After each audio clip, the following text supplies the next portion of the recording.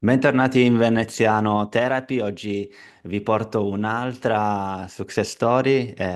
Oggi abbiamo qui Elena Grillo. Ciao Elena. Buongiorno a tutti e a tutte.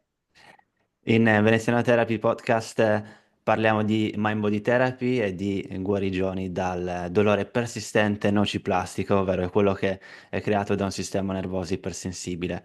Ogni tanto porto dei professionisti, ogni tanto porto delle insomma, storie di testimonianze di successo. Una di queste è Elena, appunto, che soffriva di particolari sintomi che andrà a spiegarci. Ci spiegherà un po' da dove è partita, come ha trovato insomma queste soluzioni. Sono sicuro che sarà di ispirazione a molte delle persone che soffrono dei suoi stessi sintomi o soffrivano dei suoi stessi sintomi. Senza che parlo troppo, lascio la parola a te, Elena, dici insomma come è iniziato il tutto, presentati. E allora io sono Elena Grillo e ho sofferto di bocca urente, che è appunto questa particolare sindrome che porta a bruciore, dolore, intorpidimento, tutta una serie di sintomi non per nulla piacevoli all'interno della bocca. Quindi diciamo rientra nel quadro dei dolori orofacciali. E come è cominciata? Allora, ad aprile scorso ho avuto una banale influenza, dopo la quale ho cominciato ad avvertire intanto secchezza all'interno della bocca. E ovviamente la prima persona a cui ti rivolgi è il tuo dentista, il quale però purtroppo non aveva idea di cosa potesse essere perché non c'è nulla dal punto di vista organico, non si evidenzia nessuna lesione, nessun rossore, nessun gonfiore, nulla che possa far pensare a qualcosa di organico. E, per cui ovviamente ero abbastanza disperata perché il dolore era veramente fortissimo, non riuscivo a dormire la notte, ero molto agitata. Insomma, è stata veramente una situazione per circa 3 settimane molto difficile da gestire. Avevo forte nausea, mangiavo a malapena, non sentivo i gusti come dovevo. Veramente una situazione che non auguro a nessuno. E ovviamente da lì è partita tutta la mia ricerca. Ho scoperto l'esistenza del patologo orale, di cui appunto non ne avevo idea, e sono andata a fare questa visita qui all'IDI a Roma. E lei mi ha detto: Hai la bocca urente. E quando lei ha detto questa cosa, io ho pensato, cavolo, sono fregata, perché avevo letto un po' di cose e avevo capito, insomma, che era una situazione complicatissima, di cui non si sa molto, di cui non si sa l'eziologia, di cui le cure sono, per cui le cure sono principalmente antidepressivi e integratori a base di PEA e acido alfa-lipoico. E diciamo si divide anche in due scuole di pensiero, una appunto che dà principalmente gli antidepressivi e l'altra invece, come la scuola di Roma, che si basa più sull'utilizzo del laser, di un laser particolare che si chiama LLLT a bassa tensione, più questi integratori. E io non mi sono assolutamente fermata, non mi sono assolutamente accontentata di queste informazioni, cioè l'idea di prendere antidepressivi era proprio lontanissima da me. Non avevo nessuna voglia di subire gli effetti collaterali degli antidepressivi, né pensavo fossero necessari perché pensavo che a un certo punto ho cominciato a pensare che se questa cosa era arrivata c'era un motivo e dovevo capirlo non mettendo sotto il tappeto con dei farmaci molto potenti come gli antidepressivi, quello che mi stava succedendo. Per cui in realtà dopo i primi mesi di totale disperazione, ma anche confusione, la cosa che ho fatto è rivolgermi a una mia carissima amica che fa il Reiki. perché gli unici momenti di tranquillità che avevo erano quando ascoltavo delle musiche con le campane tibetane, piuttosto che i bagni di gong. Capivo che quelle vibrazioni erano per me molto benefiche, quindi innanzitutto volevo iniziare a fare un percorso di natura energetica. E io ho la fortuna di avere questa carissima amica che è una esperta. E, e lì ho cominciato a stare meglio e a essere meno confusa e a riacquistare lucidità.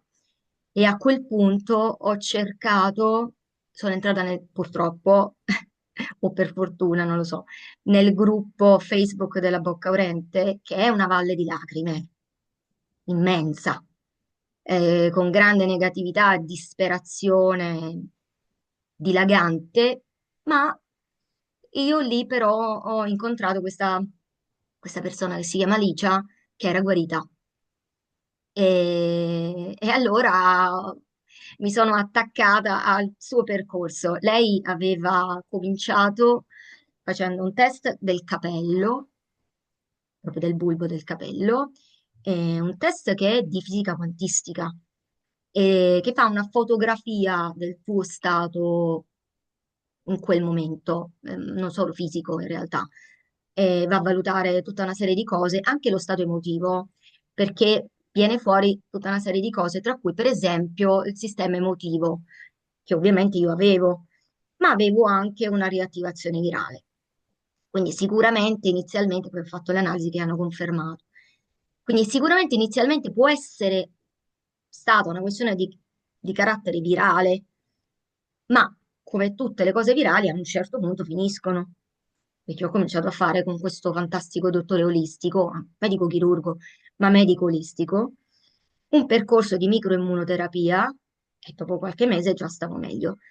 E lui però mi disse delle cose al telefono, mi disse, Elena, tu ti sei spostata troppo sul mentale, ti sei decentrata, sei tutta qui e non stai sentendo più nessuna delle emozioni che ti arrivano o comunque non riesci a gestirle, ti devi ricentrare.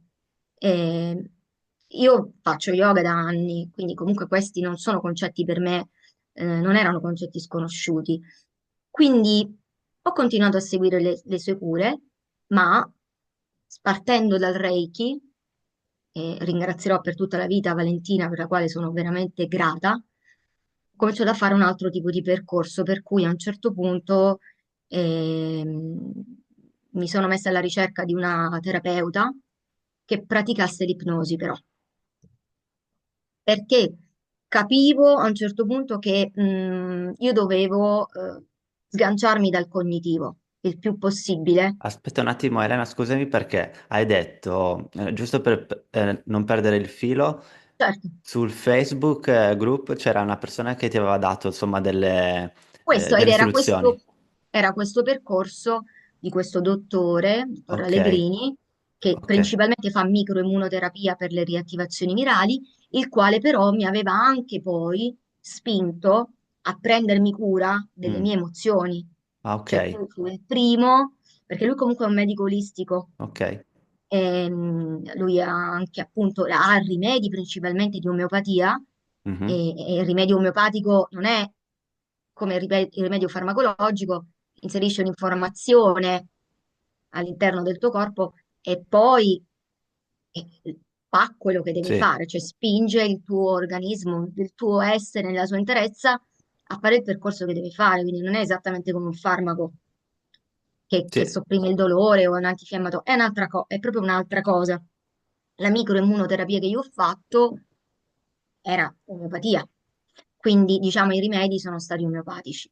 E, e cominciando a stare meglio, capivo sempre di più che però avevo bisogno di qualcuno che mi aiutasse appunto a riconnettermi con le mie emozioni più profonde, perché non credevo soltanto al fatto che fosse accaduto appunto un qualcosa di organico indotto dalla riattivazione virale, mi sentivo davvero una persona diversa. Mi sentivo in un momento della vita in cui non ero più io sono una persona solare, molto socievole, ehm, con tanti amici. Ero in un momento di grande down, non stavo bene, piangevo molto, mettevo in discussione tantissime cose, Anche per il mm, dolore stesso. anche per il dolore, certo, e Puoi dirci un soprattutto, attimo, Elena, scusami, riguardo al sintomo, perché molti magari non sanno di che sintomi sono questi della bocca orente. allora, la bocca urente, urente vuol dire appunto bruciante, che brucia. Io quello che posso dire è che, per esempio, la prima notte nella quale si è manifestato questo dolore, mi sono svegliata, per farvi un paragone, come se avessi un accendino acceso sulla lingua, sotto la lingua e nella parte destra del sotto la lingua era come se qualcuno mi conficcasse un coltello. Ok. Quindi sono dolori atroci, che cambiano nel tempo perché comunque poi sono diventati grosso intorpidimento, come se avessi una calza sulla lingua, per intenderci. Mm. Poi avevo un periodo in cui ho avuto come se avessi un chiodo in mezzo alla lingua. Poi ho avuto un lungo periodo in cui come se avessi delle spille sulla punta della lingua e sulla parte alta del palato. Quindi sono tutta una serie di sintomi terribili, cioè Però non c'era rossore, non c'era no, nulla nulla. da fuori. Io credo Ok. di essermi guardata la bocca per mesi alla ricerca di qualche piccola cosa che dicesse, ah, però è quello. Ah, un patologo orale mi disse, perché ne ho visti due, che era il reflusso. Tu guardi, Mhm. dottore, io il reflusso lo conosco molto bene, perché ne soffro da sempre, ma non posso credere al fatto che il reflusso porti questo tipo di dolore. Infatti, è la seconda patologo orale che poi ho visto all'IDI, che è un centro di eccellenza qui a Roma, all'Istituto Dermopatico Italiano, mi disse, ma quale reflusso? Mhm. Reflusso può, quando è intenso, puoi sentirlo sulla punta della lingua, ma non sono assolutamente questi i sintomi E qui vediamo come le diagnosi di diversi medici sono tutte diverse, diverse e tu non sapevi in quel momento veramente a chi assolutamente ascoltare o nulla. avevi i tuoi dubbi, avevi... Certo, tra l'altro il mio dentista, l'unica cosa che mi disse, ovviamente aumentando e alimentando la paura e l'ansia, è che potevo avere una malattia autoimmune di Sjögren, che è una malattia autoimmune molto seria, che porta appunto secchezza, riduzione della salivazione Mhm. e tutta questa serie di sintomi che potevano effettivamente essere un po' overlapping, potevano essere sovrapponibili Sì, a quelli che io avevo. Quindi io per mesi ho pensato, no? Cavolo, un'altra malattia autoimmune, no, perché io comunque catastrofizzando. ho già catastrofizzando già la tiroide di Hashimoto, che in realtà tengo a bada con l'alimentazione, Mhm. togliendo, io non prendo più nulla, perché ho incontrato un nutrizionista strepitoso, anche lì diffidando del fatto di prendere farmaci per tutta la vita e pensando che ci possano essere delle alternative. Sì. Quindi diciamo un po' questa è la mia caratteristica, io in realtà non mi fermo, forse è stata la mia salvezza. Quindi tornando poi a tutto il percorso, quindi comincio a stare meglio, continuo a fare Reiki una volta a settimana e a quel punto decido di andare da questa terapeuta, la quale appunto è una psicoterapeuta che utilizza l'ipnosi ericksoniana e che lavora in concomitanza proprio insieme a questo agopuntore taoista. Loro lavorano proprio insieme sui casi più particolari che loro ritengono che possano essere, per cui possa essere importante fare anche l'agopuntura, lavorano insieme. Per cui ho cominciato a fare le sedute anche con lui. E queste sedute però non sono state soltanto solo agopuntura. Noi facevamo ogni volta circa mezz'ora dialogica, per cui Che cos'è la come logica? sta dialogica, cioè di Ah, dialogo. dialogica. Ok. Sì, quindi come stai? Come è andata questa settimana? Sentiamo il polso, vediamo tutta una serie di cose. Va bene, oggi facciamo così, spostiamo l'ago qui. C'è tutta una serie anche di discussioni nelle quali lui comunque mi faceva anche degli esempi particolari che afferiscono alle filosofie orientali, cioè mi aiutava anche a pensare in maniera differente, Mhm.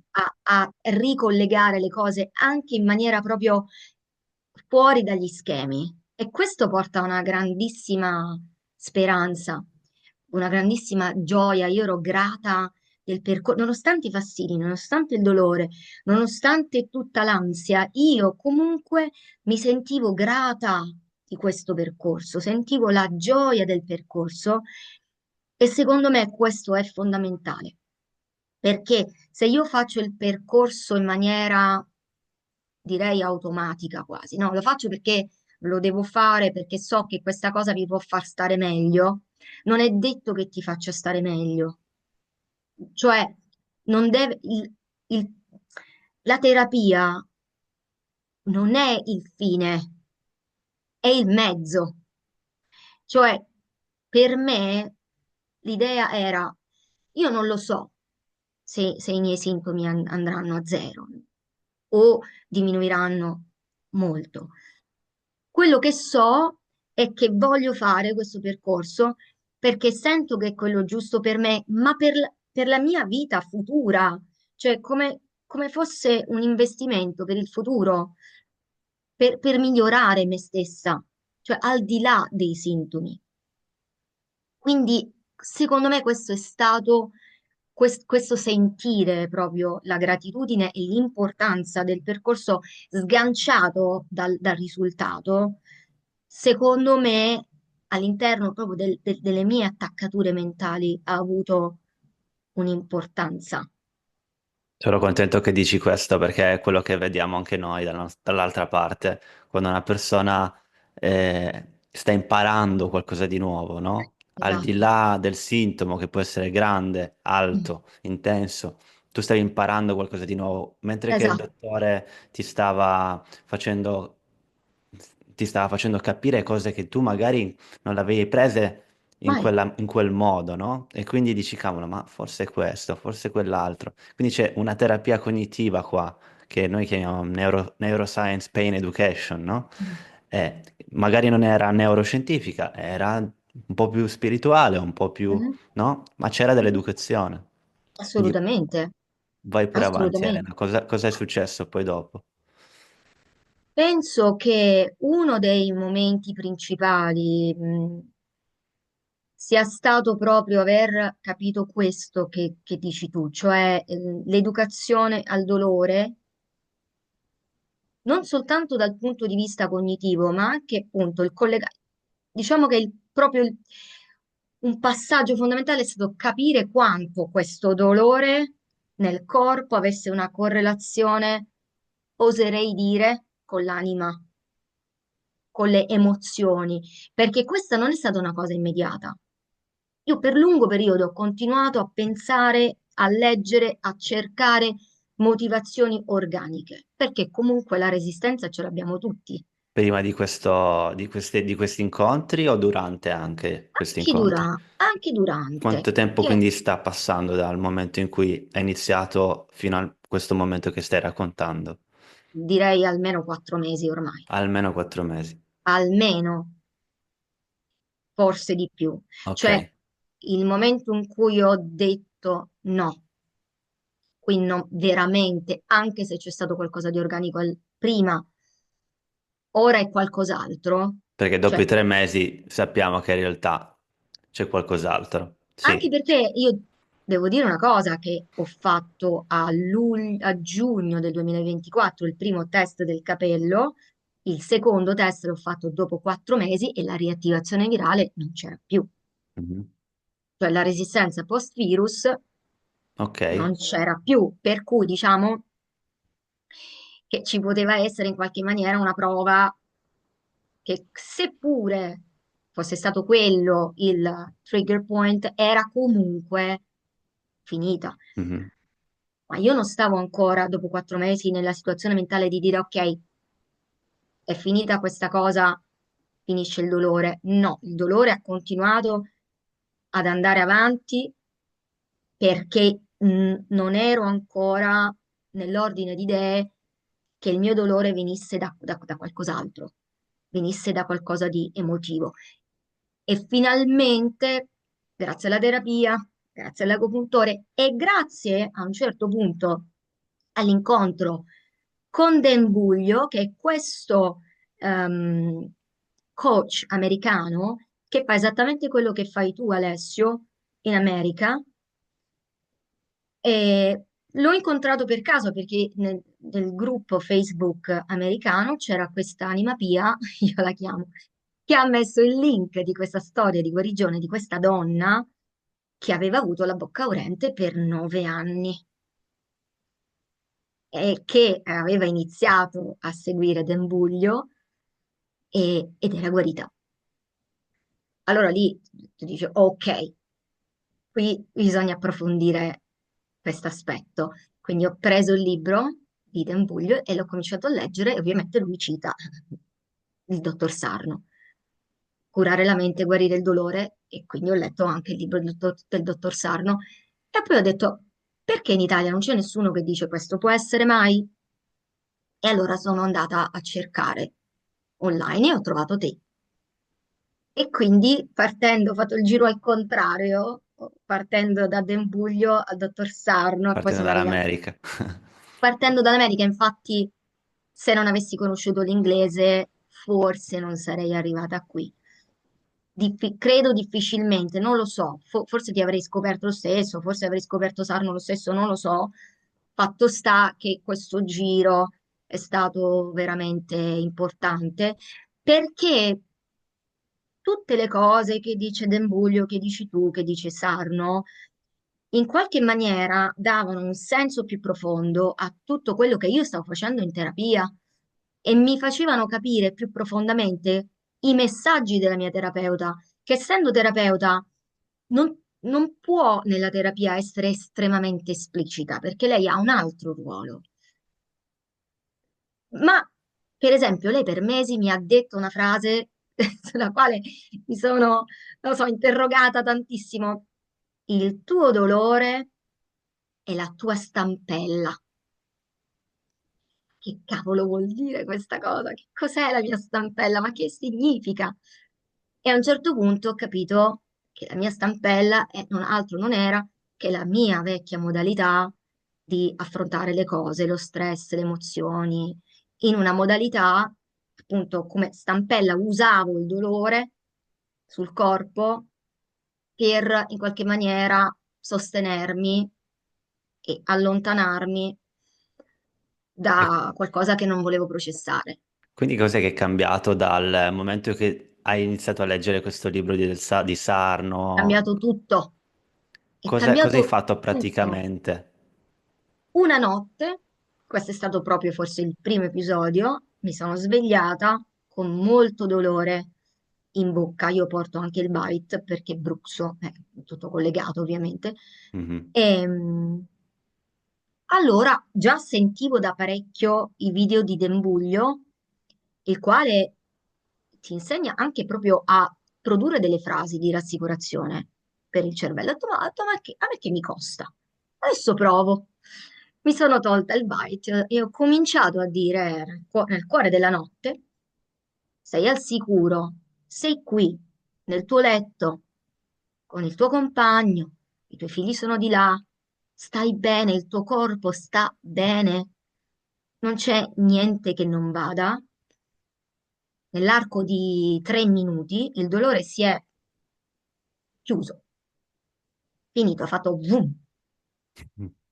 E io ho detto, wow, Ma te lo aspettavi? no, Ovviamente no. Questa è infatti no, perché adesso immagino che molte persone questa notte o dal momento che ti stanno proveranno. sentendo lo provano e dicono dai, vediamo cosa succede, no? Però se lo aspettano e quando te lo aspetti Io stiamo non, mandando tanti segnali al cervello non di relax, ma di sì, controllo. certo, esatto. c'è quest'altro aspetto del controllo che è, vabbè, fondamentale. E, però, colta di sorpresa da questa cosa, ti aspetta, però io adesso la voglio proprio usare questa cosa, cioè voglio proprio dargli un posto nella mia vita. E quindi tutte le volte che a quel punto cominciava ad arrivare il sintomo, non è solo, per me non sono state soltanto le frasi, ma per esempio, invece di freak out, invece di andare nel pallone, si direbbe in nel pallone, italiano, sì.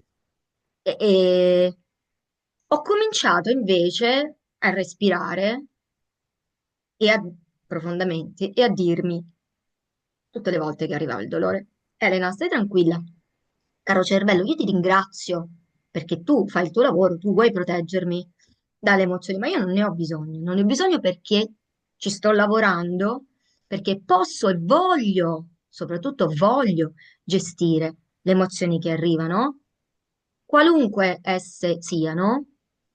Ehm, e le emozioni, questo ormai è un mantra che io mi faccio continuare, sono come le nuvole che arrivano, stanno un pochino lì, poi il vento le spazza via.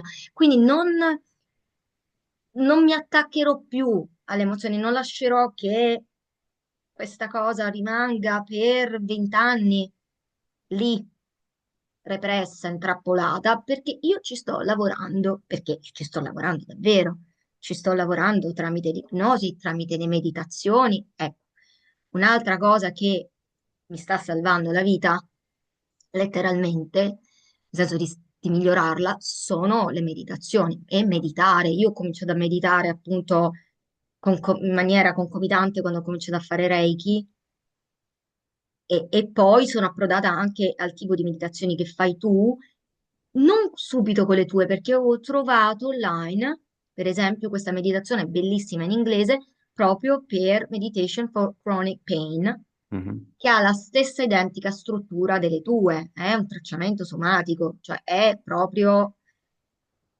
quel tipo di struttura identico, quindi quella meditazione che io ho cominciato a fare mesi e mesi fa e che sentivo proprio che mi faceva, cioè l'andavo a cercare proprio, me l'andavo a ricercare perché sentivo che quella meditazione portava ancora prima di Sarno, ancora prima di Dembuglio, ancora prima di scoprire tutto questo, quella meditazione, per qualche motivo che adesso so qual è, mi portava a beneficio, cioè di 30 minuti, quindi anche un buon tempo, Mhm.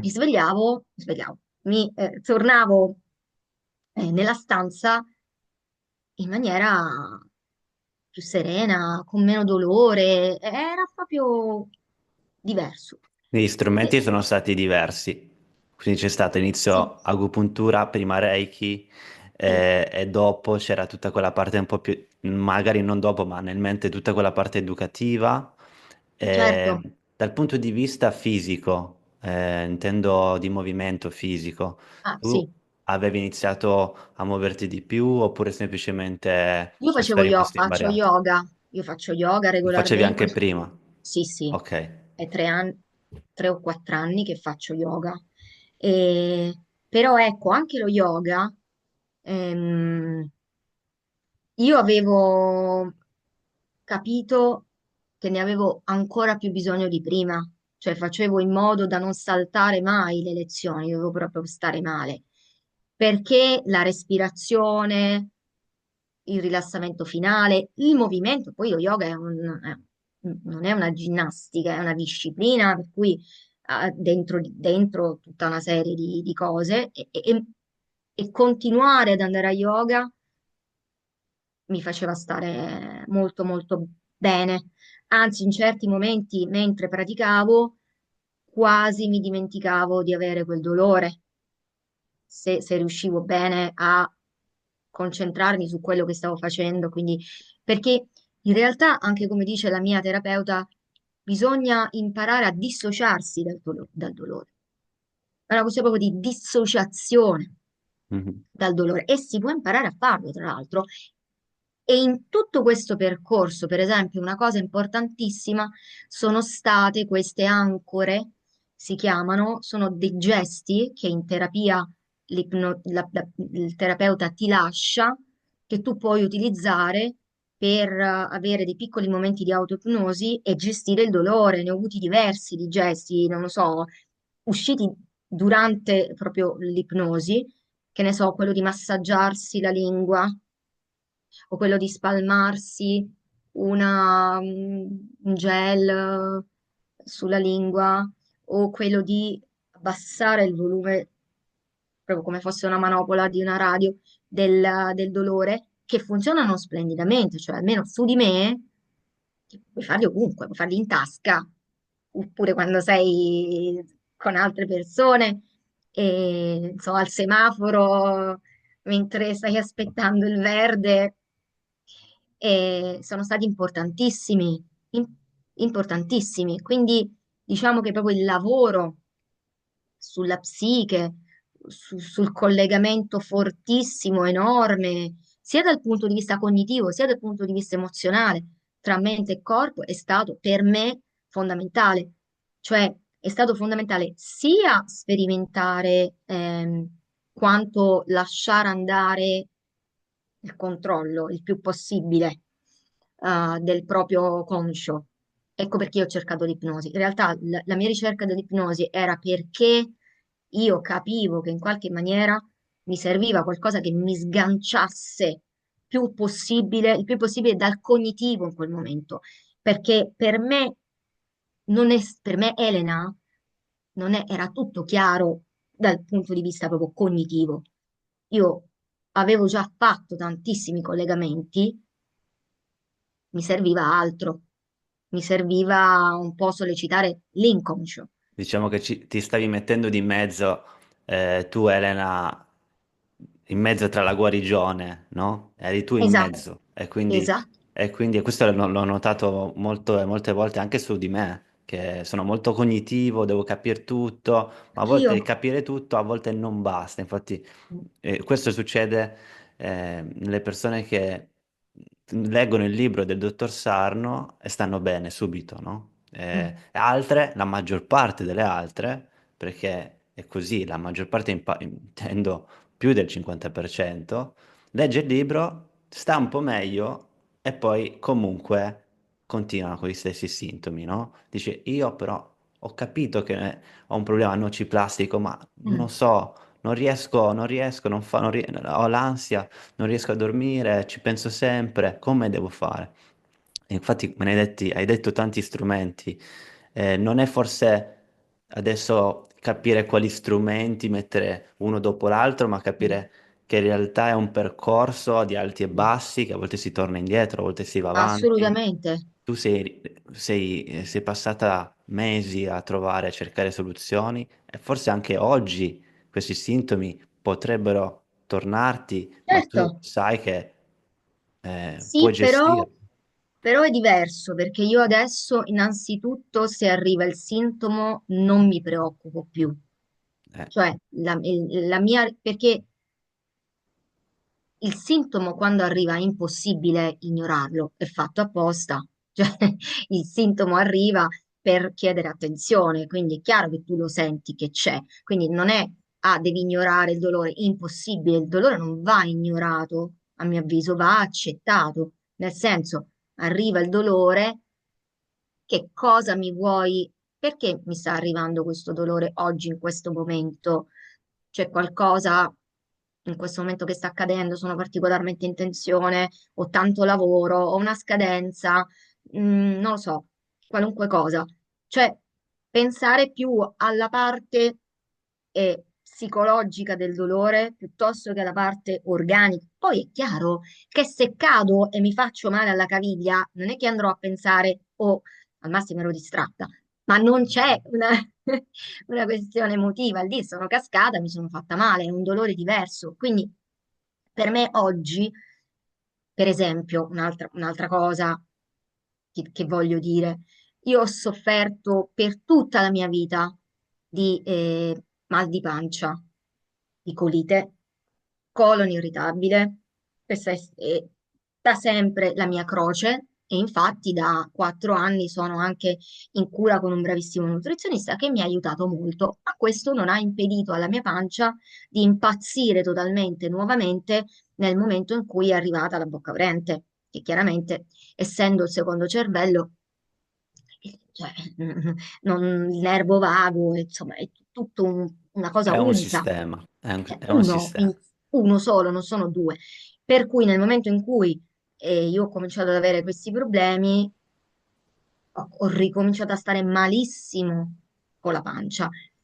In quel periodo di totale confusione ho fatto anche una gastroscopia perché lì poi le pensi tutte. Certo. E chiaramente mi sono anche presa dei farmaci a un certo punto, i classici gastroprotettori, che a me però mi fanno stare più male. Quindi a un certo punto ho detto no, ma ora butto, ho proprio buttato Mm. letteralmente il pacco dei farmaci, ho detto no, questa non è la mia strada, non può essere la mia strada.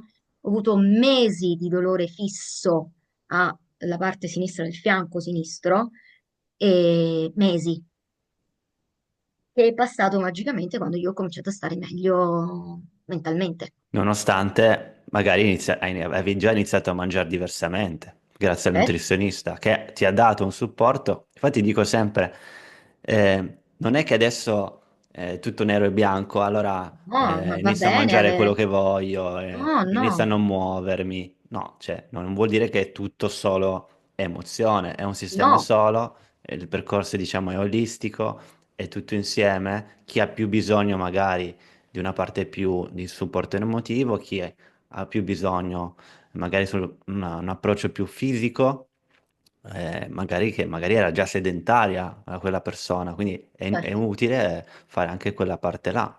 Ma la maggior parte, secondo me, risuona su di te, sul fatto io facevo già yoga, ero sì, già aperta a questa mentalità di mente-corpo collegata. sì, Quindi penso che tu hai avuto comunque un grande vantaggio, ok, nel fatto del sì. capire che c'era già un collegamento, anche se per te non era ancora chiaro. Non Così. era chiaro, ma sapevo che c'era. Io ero Mhm. certa che ci fosse e ripeto, grazie alle sedute di Reiki, che anche quelle sono state delle sedute particolari perché non facevamo, e facciamo ancora, non facevamo solo Reiki, facevamo tutta una parte anche lì dialogica, di discussione, poi siamo amiche, lei mi conosce molto bene, è una persona che ha competenze anche di natura psicologica, quindi erano quasi delle pre-sedute di Mhm. terapia, hanno proprio funzionato sbloccando e proprio aprendo il vaso di Pandora dal quale sono usciti proprio i primi venti fortissimi, e quindi i primi collegamenti forti io li ho fatti grazie a Valentina. Io ho fatto un Reiki particolare sul femminile. Ok. E, e quindi perché uno dei miei punti sono quelli, insomma, del materno, eccetera. Per cui stavo già lavorando energeticamente proprio su uno dei punti fondamentali che mi hanno portato qui.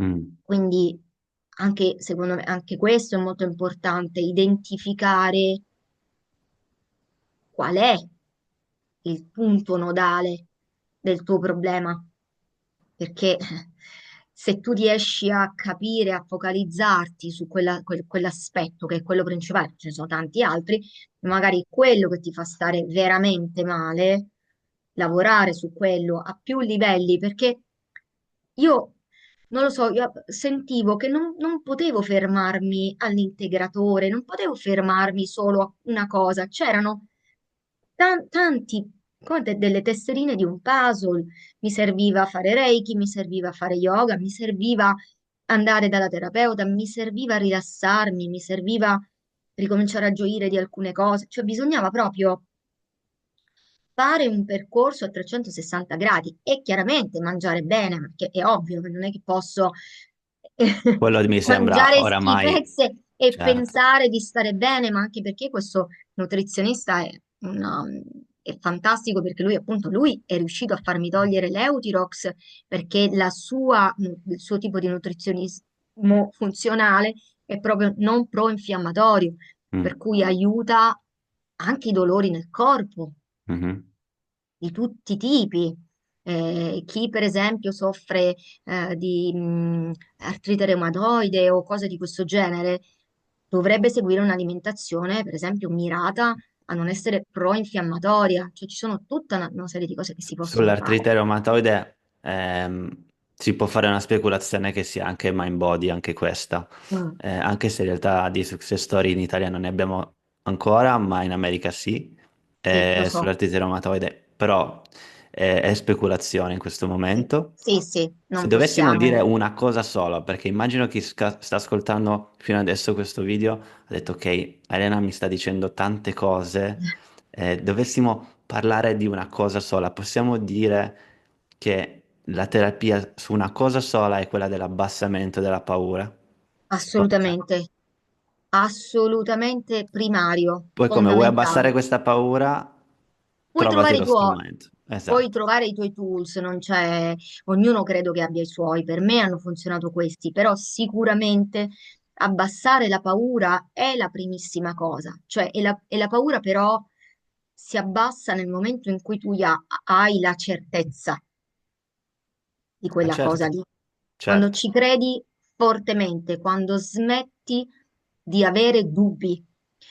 E ovviamente si passa per, almeno io sono passata per tanto tempo in questo up and down, continuo a sì, vabbè, è mind body, però dai, ma è troppo forte questo dolore, come faccio troppo a forte, crederci fino in fondo? troppo strano.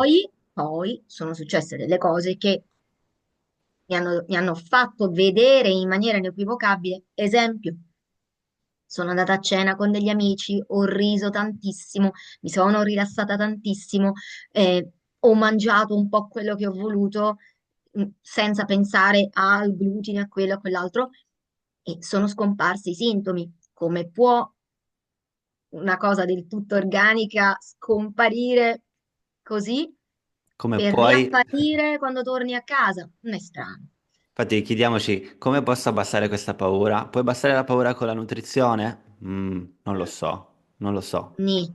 Ok, Può contribuire perché se tu, contribuire. Se ma parliamo non però essere, dell'80-20, no, no, no, no, no, può contribuire perché per la questione di effetto nocebo, cioè se io penso che quella cosa che sto mangiando mi fa male, mi farà sì, male, allora ci può essere questo aspetto, però non credo sia, anche perché io mangiavo già prima molto bene, per cui non può essere stato quello, perché molti pensano che sia legato al microbiota il problema della bocca urente, cominciano a arrivare anche questo, può essere perché, ma perché? Come risultato però, come conseguenza, cioè siccome succede qualcosa per cui tutto il tuo sistema il tuo essere è totalmente sballato, voglio usare questo termine, ed essendo la pancia collegatissima, lo stiamo ridicendo, al tuo sentire, è chiaro che a un certo punto magari non digerisci più nulla, mhm. stai male, ti si irrita il Certo, colon, vai sempre al bagno, cioè può succedere la qualunque. certo, certo, Quindi è così. magari quello è un risultato, quindi la dieta ti può aiutare, certo, a rimettere in sesto, ma in maniera concomitante. Se io faccio solo la dieta, però non faccio un lavoro che appunto vada ad abbassare la paura, perché è una paura folle. Io veramente, essendoci passata, capisco al 100% chi si spaventa, lo capisco, ma nello stesso tempo voglio assolutamente dire che si può spegnere, assolutamente, che c'è speranza, ce n'è tantissima e che non bisogna mai accontentarsi di quelle sentenze di morte che ci vengono date. Tipo, te la devi tenere per tutta la vita, non c'è una cura, Sì, è solo un po' di ansia. è solo ansia. La prima patologa orale mi disse prenditi questo integratore e datti una calmata. Che voglio dire, non è che è così lontano poi dalla verità, il darti una calmata è veramente Certo, greve, però cioè davvero lavorare sull'ansia, la paura, Anche perché c'è un'altra cosa che noi facciamo come esseri umani, ma credo sia normale, è proiettarsi nel futuro e dire, oddio, questa sarà per sempre la mia vita, non uscirò mai da questa situazione, sono destinata a tenermi questo dolore per sempre e per cui la proiezione che facciamo è del tutto negativa. Mhm. Se invece io, per esempio, ho cominciato a proiettarmi in Andalusia, perché a maggio partirò per l'Andalusia insieme alla mia famiglia, a brindare al mio percorso Bellissimo. e mi vedo lì, mi ci vedo lì, faccio queste foto mentali, no? Di queste foto col bicchiere in mano I e successi sono piccolissimi anche prima, che magari non hai festeggiato in tutto questo percorso di esatto, mesi, no? esatto, no. E quindi mi proietto e, e- e- e questo, e poi per esempio, non lo so, c'è da dire anche che ho ricominciato a gioire delle piccolissime cose che prima non guardavo neanche più perché c'era questo velo di tristezza, di disperazione, di negatività. Io vado al lavoro, abito a Roma, vado al lavoro, scendo dal Gianicolo, che è un posto bellissimo, faccio tutto Trastevere a piedi in queste giornate di sole meravigliose che cominciano ad arrivare a marzo. Dico, guarda che fortuna, guarda, abito in questo posto bellissimo, lo vedo da 20 anni, tutti i giorni lo stesso posto, ma dico, ma quanto è bello!